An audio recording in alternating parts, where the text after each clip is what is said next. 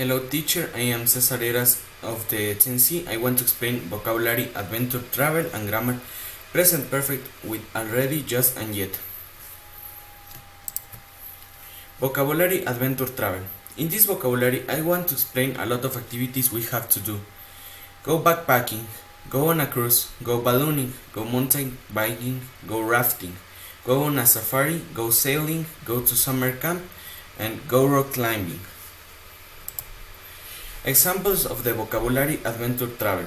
I like to go backpacking all over South America. Recently, we go on a safari in Ethiopia. At the vacations, I want go to a summer camp in the United States. I will give an example of how some of these activities are. Go rafting. Go rafting is an activity which we can do in the rivers. It is a bit extreme. Go ballooning. Go ballooning, this activity is very popular, especially in Turkey. In this activity we can fly in the sky inside a balloon. Now I can't explain grammar already, just, and yet. Already. We can use already in affirmative sentences in the present perfect. For example, I've already played soccer with my friends. Yet. We can use yet in negative sentences in the present perfect, and we can use yet in present perfect questions to ask if something has happened. Two examples. We haven't done the collage yet.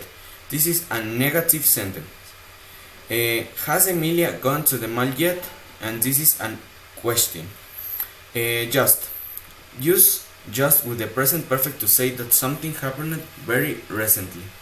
For example, I've just bought a new cell phone. In this slide, I want to put examples about already, just, and yet. David and Sarah haven't gone to Mexico yet. I've just finished my homework.